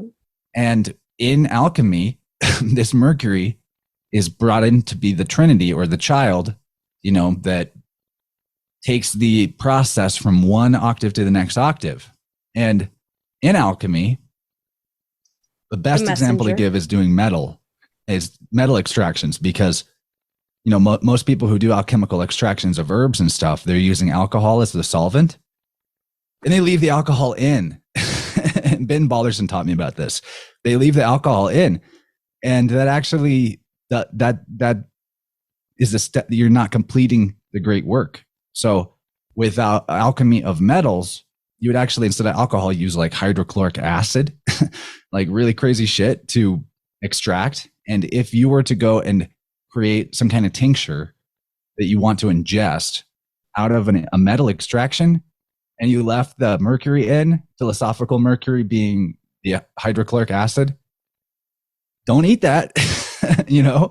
And in much the same way, the external savior, the story, the allegory of the Christ or the Buddha, is meant to be brought into your process, teach you, help you do the internal marriage of the salt and the sulfur, metaphorically speaking, your ancient ancestral memory with your current life, spirit, and awareness.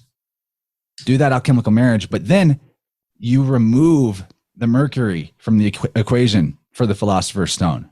And what I mean by that is once the external savior story has led you to the truth as an allegory that it is, which is that it's actually within you, the balancing these forces of creation and destruction within you is and marrying your opposites, balancing your yin and your yang forces is the great work that leads you to be able to do what creator does in the image, in the microcosm of what the creator does, manifest, build, imagine, change things, then you basically, like, this is what's been lost, is that the alchemy of it tells us the external savior carries you to a certain point, and then you don't need it anymore. And if you keep it, you've actually poisoned your concoction. You've poisoned your tincture.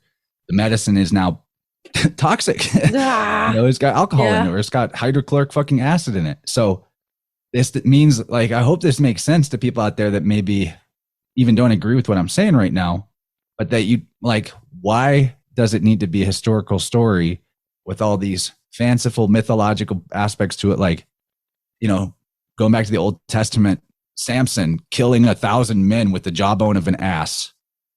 Please explain to me, like, why we need to believe that is historically true, and how is that anything other than allegory and metaphor and mythology? And it's actually right up in the stars, tells you where that idea came from, having to do with, like, words around the Orion constellation and stars within it that have the components of, like, a bone and a jaw and an ass and the number 1,000 encoded in the names of the stars and of the constellation. So somebody a long time ago looked at that and was like, okay, he killed 1,000 men with the jawbone of an ass because that's what these stars are named. So we made a story out of it. Yeah. And then now in our dumb modern times, people are still like, yeah, that really happened. And it's the exact same thing with all the other scriptures and mythologies. They are meant to be pointing you towards something in nature, but then, like, we've gone and distorted so far beyond. And this is actually where I come to this idea that I've been putting forward lately. It's not a claim, it's just a conjecture that the astral realm, people talk about the astral realm, right? What if that is actually the metaverse? And what I mean by that is, like, the astral means stars. And so you brought up, and I'm circling us back around to something I meant to get to, and I've just been on a long ass rant, but you brought up the idea of, like, the Tower of Babel, and that maybe there was an innate form of communication pre-language, and that the Tower of Babel is language, and that language, the babble of language, is a grabble. And we've been babbling and grabbling ever since, which it seems like likely to me. But, when we look at how animals communicate, birds have a certain song that bird sings, and they're always singing that melody. Mm-hmm. And maybe humans have that too. We have a natural instinctive, like, memory for song and melody, and stories have been passed forward that way for a long time. So to some, it's not unreasonable to think that there could be some kind of inherent, or even if it was culturally derived, set of sounds, like ma means mom everywhere in all languages, basically. There could be reason for that, physiological, just like the birds of the same species sing the same song. And then we started to, like, get more complex and advanced, and we're, like, trying to figure out the world around us. And we came up with numbers by looking at the moon and drawing circles in the dirt and using sticks to do that, and then turning leaves into letters. And we keep going and going. And now all of a sudden, like, we've got a lot of information here, and we need to pass this information forward and retain it. So how do we do that? Well, we know that songs are a good way to pass information forward.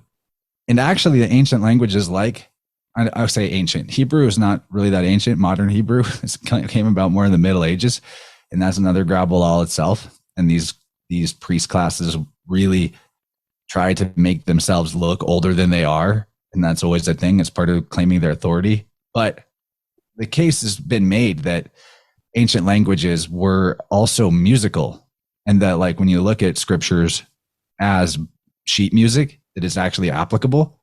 Knowing the gematria, numerical value, and how that corresponds to the Western musical theory of notes.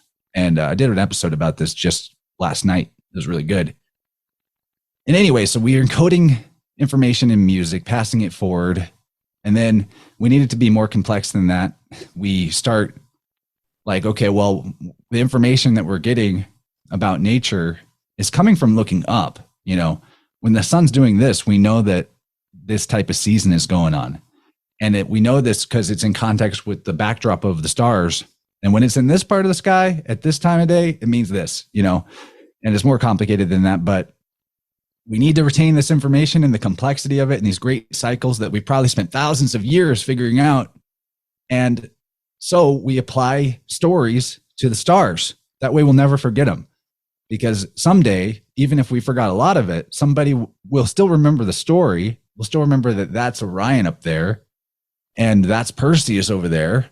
And an intelligent person will be able to look at the constellations and their names and the relationship between them and maybe come up with the alchemy that we were trying to encode about natural cycles and how nature builds things and the order of operations that it does it, mathematically.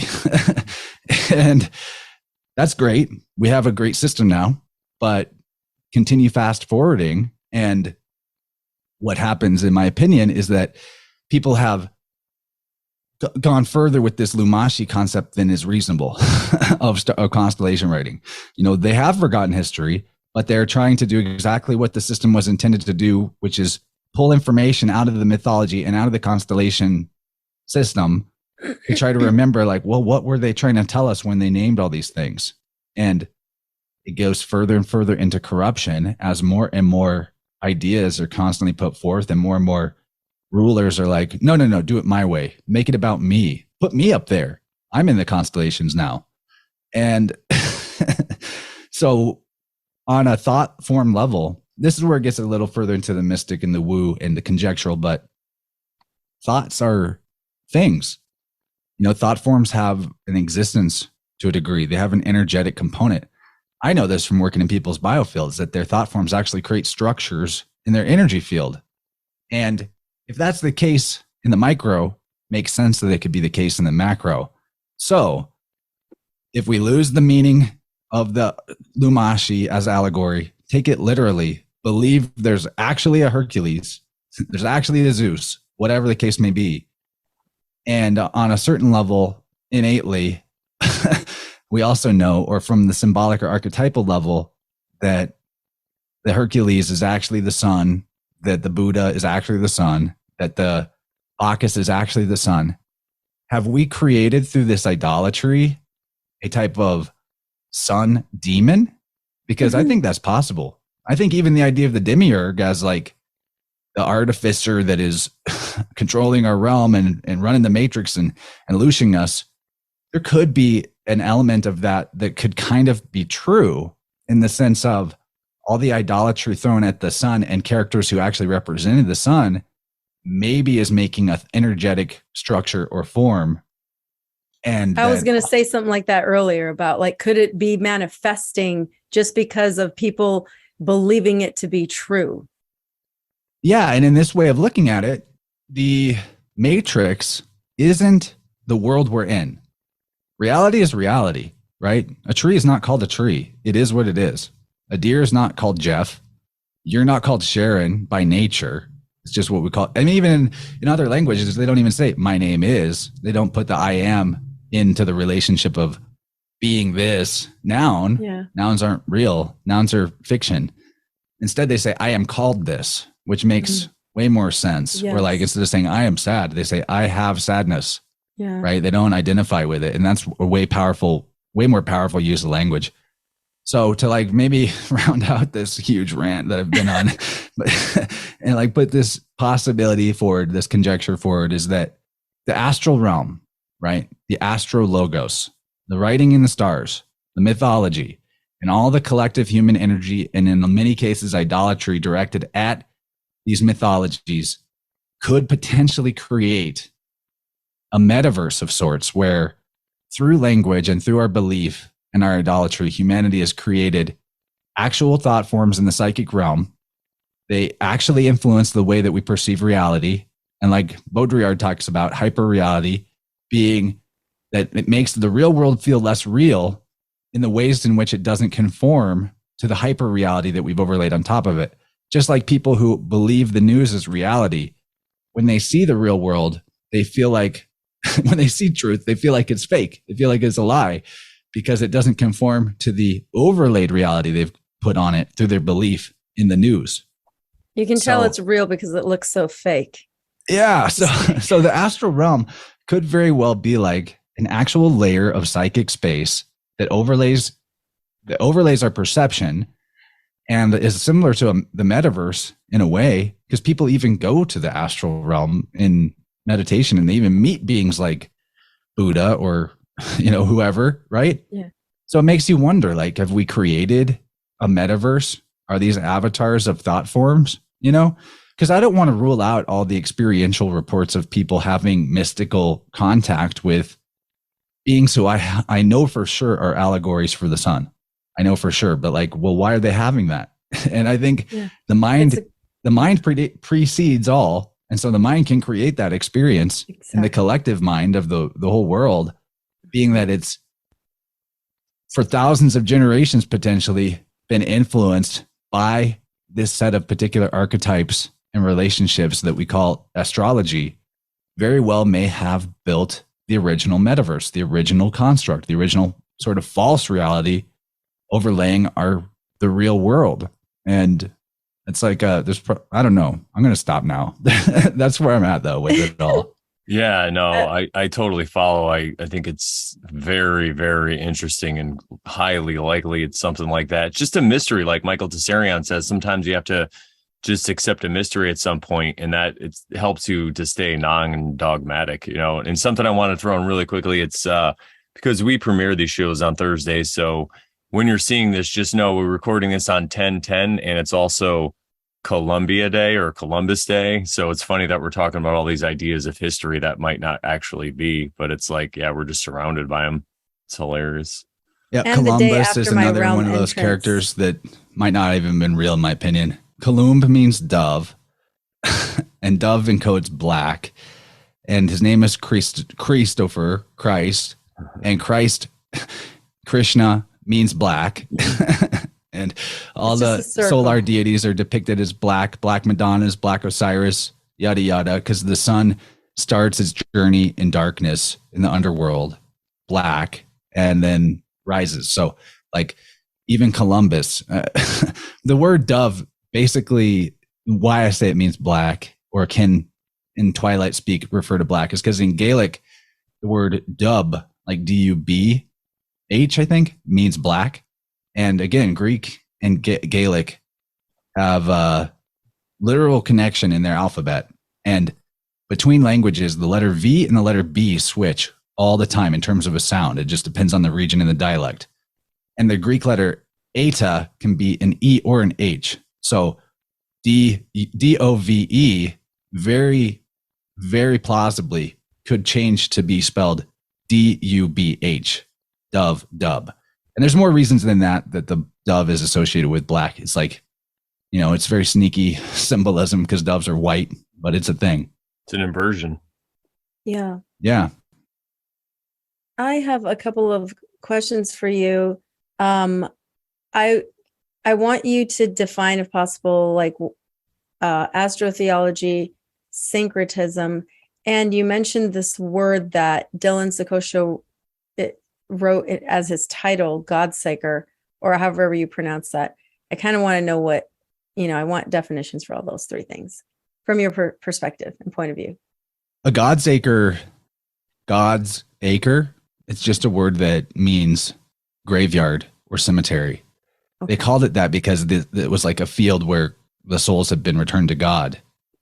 It's a way more beautiful word than cemetery and graveyard, which conjure up the idea of ghosts and goblins and ghouls and rituals and all that. So yeah, God's acre, and the book is a God's acre for winds of the soul. And winds of the soul is an English translation of a Greek word, psyche aminoi, I think, or aminoi, which is basically like the idea of the Holy Ghost or the animating spirit. Even Holy Ghost, is part of the logos, right? Well, holy and heli are pretty much the same word. Vowels can be interchanged when you're looking at language from a philological, etymological perspective. Don't be afraid to swap out vowels, because just imagine, like, right now, if I said the word omega and then we had a New Zealander here who speaks English and they said omega, they would say omega. Yes. Right? So, duh, like, we can change vowels out. Spelling isn't so concrete. So anyway, heli, holy. Heli is Helios. Ghost, gust. The heli gust. The winds off of the sun. Winds of the soul. Soul is sun, S-O-L. Mm-hmm. So that's cool. It's a multi-layered title. Yes. He's got away with words. I really like Dylan's work. Awesome. Been super life-changing for me to integrate and start seeing my own connections and expand on them. And yeah, I owe a great debt of gratitude to Dylan. And Michael. Michael and Dylan, probably the two biggest influences on all of my work of anybody. Yeah. Yeah. And now it's the Oversharing show. You could add that in. What'd you say, Brandon? I said, and now one of them is the Oversharing show. I said he can add that into his list of. No, I'm just kidding. Jesus. Oh, Jesus. Yeah. So, okay. So you'd mentioned astrotheology, but I also wanted to know, like, syncretism. Like, how do you define those two words? How would you define them? Kind of the same thing, because syncretism for me is about finding the astrotheology in something. Okay. I figured it was very similar. Syncretism is literally like how it sounds. You're syncretizing things, so that you're finding the connection between things that isn't obvious on the surface. Like, between all of the, here's a syncretism example, really easy, obvious one. What's Jesus's mother named? Mary. Okay. What's Buddha's mother named? I don't know. Maya. Okay. Okay. What's Mercury, who is Hermes? What's his mother named? Maya. And then it's not the same culture, right? Buddhism is all the way over there in the East, and Mercury is a Greek god. In Arabic, Maya is water. There you go. And mar in Spanish is water. I mean, the ocean or the sea. So you just syncretize, because mar, even in Japan, they call a boat like we put SS in front of a boat, they put maru, whatever maru. Mar, mare, Mars. It's the ocean. Exactly. And even of Mercury and Mar, same concept, actually. And another one, Adonis, who's a sun god, his mother's name is Mira. It sounds like mirror. Well, what does water, isn't water the first mirror that humans would ever encounter? Yeah. So right there, you just syncretized by bringing up the Arabic word for water is Maya. And in Hinduism, Maya or Maya, M-A-Y-A, is the illusion, the simulation. The matrix. It's the matrix. But what does matrix mean in Latin? Do we know? It's like the womb. It means womb. Exactly. Mm-hmm. The ocean, the birthing from the ocean, the waters. I think it's reasonable to assume on a fractal level that possibly life is actually a dream that we're having inside of the womb, waiting to be born into another life. And in that life, we're actually dreaming inside of a womb, waiting to be born into another life. I wouldn't doubt it. I'm cool with that interpretation. I'm cool with it too. Yeah, I love it. It's awesome. Yeah. Well, is there anything else you wanted to talk about, Sharon? I think that was probably it. I want to show you guys my road. No, the womb hopping thing, that's a mic drop. Let's do it. The what? The womb, like hopping from womb to womb. I think that's a mic dropper. Yeah, we can finish up with that. Sounds good. What do you have? You got a cool crystal there to show me? Yeah, it's a rhodonite. Cody gave this to me. Rhode is another word meaning sea. R-H-O-D-E. Wow. Rhode. Yep. There's a syncretism. That's a total sync. He gave it to me because he was looking for a stone that represented like healing from trauma, from past traumas and stuff like that. And, like self-healing and stuff like that. So Yeah, it's a good one for that. And it's like you can know by the colors what it's good for. Oh, okay. So it's like a reddish color to it and it's black. Like, it's pinkish, pink and black. So it's going to help you draw in to your awareness and thus your healing capacity, things that are on the darker spectrum, the heavier spectrum, in the red range, which is your root. And root is where trauma and fear come from, but it's also your energy source in a big way. So yeah, you can, if people are curious about crystals and like what they mean, you can get a good guess on it if you have a conception of what the chakra colors represent. And then, and that's amazing because that there seems to be something to that, but it makes you wonder, like back to the whole astral logos, astral realm, Tower of Babel being a simulation or a metaverse, putting that idea forward, it's not necessarily that it's bad that it's like that, but maybe it would be way more helpful to us if we knew that that's what it was like. Because in the same way, a language in a structure, however limiting it might be, whatever problems and confusion it might cause, it's also a system you can work within where we can understand each other. And like Western music theory, which I covered last night, we had a lot of criticism about it as a system. But on the other hand, people can read music who can read music in one country and in another country and from history to now. And like, within that system, there's a lot of freedom to express and it can be understood and consistent within itself. So, and useful.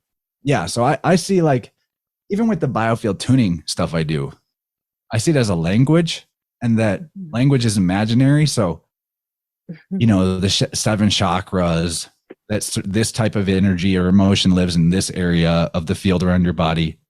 That could all just be a language and not literal. It could all be imaginary. Right. But through using it with the intention of as a language, you can get in and talk to your body. Your body's like, okay, this is the language. Okay, so I'm going to put this feeling over here. So when you run into it, you know that this is what I'm trying to tell you. Right? So we don't have to even accept it as like dogmatically true. Even stuff like the chakras or Biofield tuning, to use it effectively as a language. And I think probably better to do it that way rather than be stuck on like, this is the way, this is the system. Yeah. Many paths up to the same mountaintop, basically. Yes.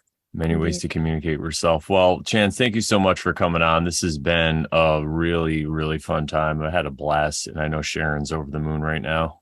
Yes. She went to the moon. Yeah, we were very excited about this interview. And why don't you tell everybody once again where they can find you? Yeah, innerversepodcast.com or Innerverse Podcast on YouTube or Rockfen. I'm on Patreon. I'm on BitChute. I'm on Odyssey.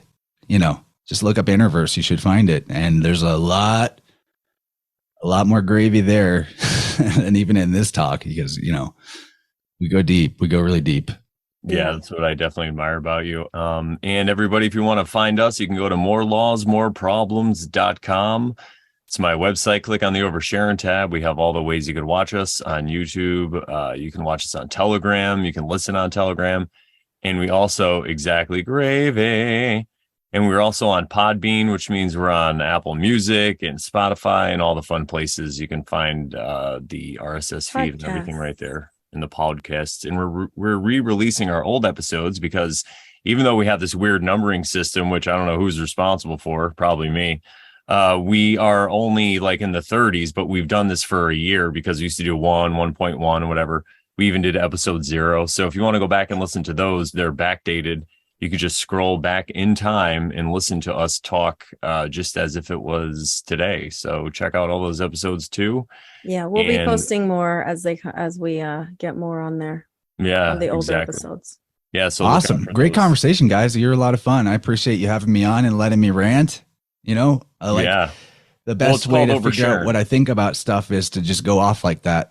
I always get new levels and like, oh, yeah, and it's like this. And so this is one of those conversations where I feel like I was able to stretch my perspective further and farther than ever before. And those are what I'm here for. Appreciate you a lot. So glad. Yeah, that's why we call it oversharing. We just say, just go. You're oversharing. It's fine. That's what we're supposed to do. And in normal day life, people get mad. But on the Oversharing show, that's what we expect. So we're glad that you did that. And also shout out to the chat. You can watch us every night, every Thursday night live at around 8:33 p.m. Eastern Standard Time and hang out in the chat with us. We have a great group of people in there. It's a lot of fun. So come on in, and Sharon doesn't tolerate any funny business. She will ban you very quickly, which I love. So ban like first, Chance. Ask questions never. I'm like Chance. I just ban. Exactly. No division in here. I mean, if you disagree, it's one thing, but we don't need to hear dogmatic. This is my house. Exactly. All right, hey, it's a good policy. My community around my show is incredible. And I look at it like, totally. What's the value in trying to fix things up with one person who was choosing to be a problem on purpose when it, is distracting all our attention to their retardedness, when I could just like kick them out and go on about my life and never think about it again. I love There's it. always more fish in the sea, content creators out there. You don't got to cater to every little whiny little loser that comes into your chat. Let them get the message by not being allowed to chat anymore. And then maybe that's probably more helpful to them in terms of them understanding like, well, why was this boundary set? And if they want to just feel victimized, that's their problem, but you never have to think about it again. Yeah. And I feel like that's a good way to curate a good community, is to not worry about the number of people, but the quality of people, and let that attract the tribe. I concur. Yeah, I couldn't agree more. There's a ban hammer for a reason. So that's what I say. Some people just can't handle the gravy. They drowned. It's just too much. I get it. I'm 6'5", so I could just let the gravy, come all the way up. But some people can't. Gravy tank. Yeah. All right. What do we say to the good people, Sharon? That if you're not oversharing, then you're totally not caring. That's right. All right. So keep oversharing, everybody. We'll see you next time.